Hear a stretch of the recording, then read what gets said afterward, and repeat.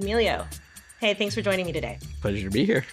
Emilio, you lead LID's planning practice and are our resident planning expert. So tell me, in your evaluation of clients, what are some key indicators of planning processes that are more successful than others? So I think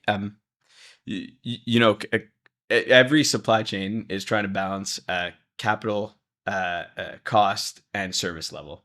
Um, and in different ways. And so I think the best planning organizations that I see have the ability to kind of build a longer term plan, but still remain agile, and still be to some extent kind of reactive, but in a positive way to customer demand. So not just having, for example, a budget which is very static, but also have a plan which or a tool or set of tools that can help them remain agile.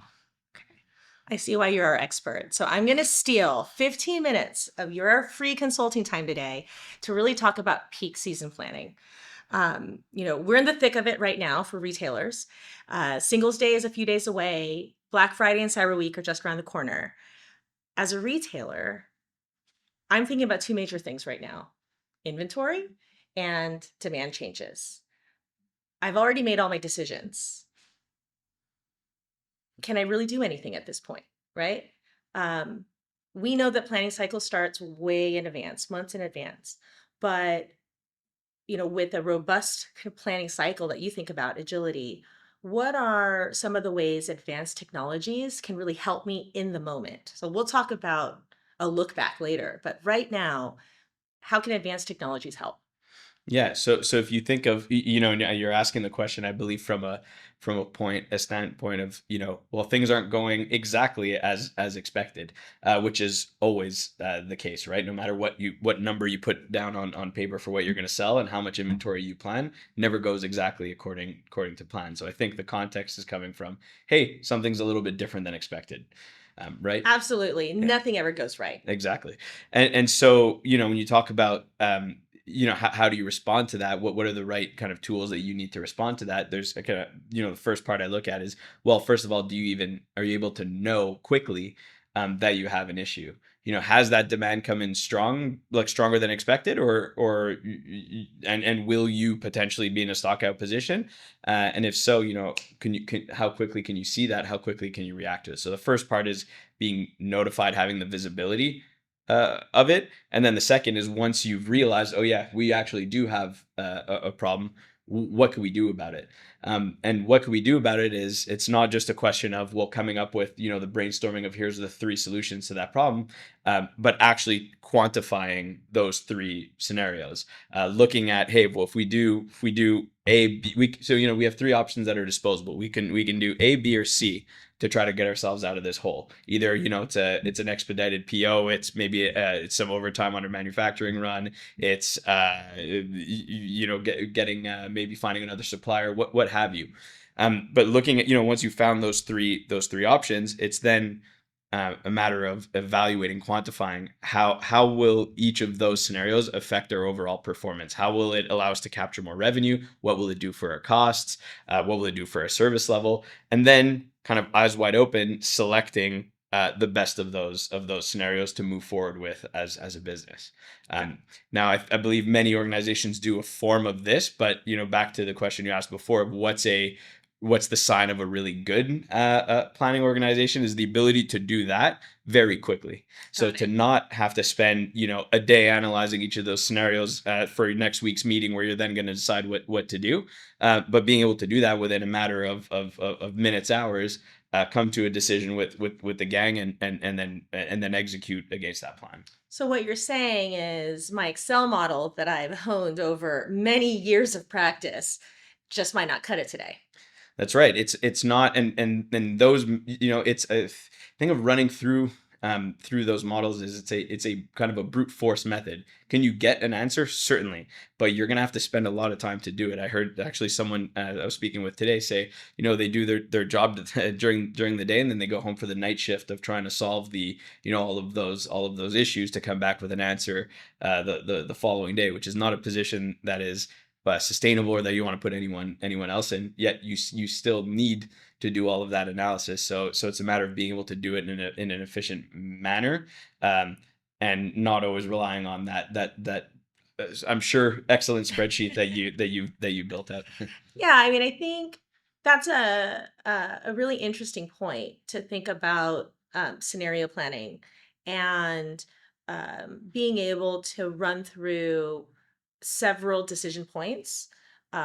What it sounds like to me at pretty fast speeds, Hmm. right? Because you're allowing systems to calculate for you and likely inputting variables to say, what happens if I stock out early? What's my revenue miss? Do I have substitutions?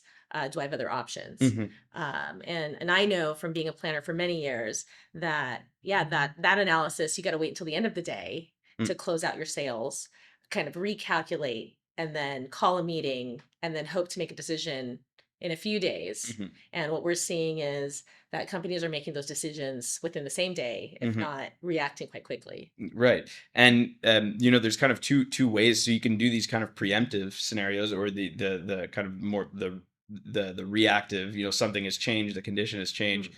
What, how do we best solve this problem? That's kind of the one that I guess I was, talking about there. But there's also the benefit of running these scenarios, that you can do it in advance. Hey, let's challenge some of the assumptions that we've made. What happens if, demand for this whole category doesn't come in as strong as we expected, or stronger than we expected, and do that, a few months in advance. Imagine you were running those scenarios 2 months ago, to already have defined a playbook, a plan of action for if demand comes in hotter than expected. We're going to activate that playbook, and we're going to go and execute these steps. So you've given yourself the ability to um, to to to uh, to assess that in a kind of a calm, assess those different options in a calmer, not in the heat of the moment situation, where you can actually make the most rational decision for the Wow. business. Wow. So what you're kind of pushing towards and what you're identifying is our ability to, again, really plan forward into multi-scenario situations and have a more diversified kind of playbook ready to go. Mm. So today, again, I have a surge in demand in, we were talking earlier, we're going to start taking a lot of B12. Holidays are coming, got to boost the liver a little bit. And I run a supplements business, and that surge is happening today. Um, what do I do next, right? Do I stock out? Do I try to expedite? Do I pivot to other like products? Mhm. Um, what we're talking about is making those decisions 6 months ago, along with my tried and true base decision of this is how much I'm going to buy, this is when I'm going to show up. Mhm. And so when I do get to this point and there's a huge surge, I already have, you know, my B's and C's and D's and all of those other plans ready to go. Mhm. Yeah, you're ready to roll with a backup plan that you've tested out, essentially. That sounds way too easy. It is, yeah, and actually, that, it sounds easy, but it's not. Well, it certainly takes a lot of work to get there, but it's also not an idealistic kind of solution. This exists. Companies are doing this. It's not just a kind of a far-fetched idea. This is the reality that we live in now.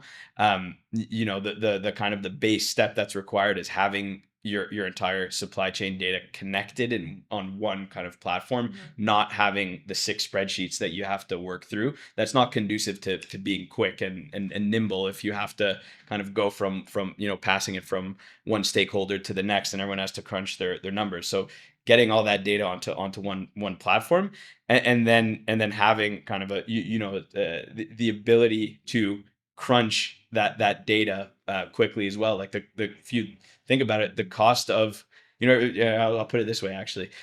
Many folks are talking about, oh, how do I use AI, in the supply chain? It's a very, like, valuable question, and how do you do that if your data is not connected, if you're not kind of all on Mhm. on one platform? So I think step one is, yeah, get yourself onto the right platform, and then you can start thinking about the things that I don't want to call them far-fetched, because those are actually becoming more Mhm. prevalent. But having the self-healing kind of AI supply chain is not that far off. We're pretty much in it, and so you just have to take some steps in that right direction, which is getting out of spreadsheets, getting on one shared platform. Yeah, I think you're absolutely right. I think the connectivity piece that technology brings today, you know, is so powerful. And there's still areas of business, specifically around planning, where we are heavily reliant on um, static Hmm. information, like static style analytics. Exactly. And what you're saying is kind of that next level isn't that out of reach. It's all pretty implementable. It is certainly, yeah, and then it's if you look back even just a few years ago, it's the what I'm talking about with like a self healing supply chain, the ability to recalculate essentially a plan and change that at a moment's notice, like when a condition changes, is becoming more and more achievable as the cost of computing is continuing to decrease. So you can generate all this data, have this in one place, but not only that, with the right tool, you're then able to actually recalculate that, and it doesn't cost you, an arm and a leg. It's not impossible. It's Right. it's really really achievable and becoming increasingly affordable as well. Awesome. Um, this agility of decision making, you know, once the dust settles in peak season, because we're in it, and for those companies out there who have not employed these, we'll call like advanced technologies or the ability to move quickly, the dust is going to settle sometime in January. What would be your advice to these companies who are now looking back and saying, "This is what happened. This is how we fix it." What are 3 steps forward for somebody like that? Yeah, I mean, I think at this point it's or do it early in January when things have calmed down. Like get started. These are not any of these kind of well, it's a planning transformation. Any transformation for that matter is not easy. It takes a lot of effort, and you ideally should be doing these. Setting yourself out to do these in kind of phased approach, a phased rollout, so that by next end of summer you're already in a good place where you've made significant improvements to the way that you're planning. Awesome. Well, thank you for that advice and have a great day. Yeah, pleasure. Thank Cool. you. Yeah. Thanks.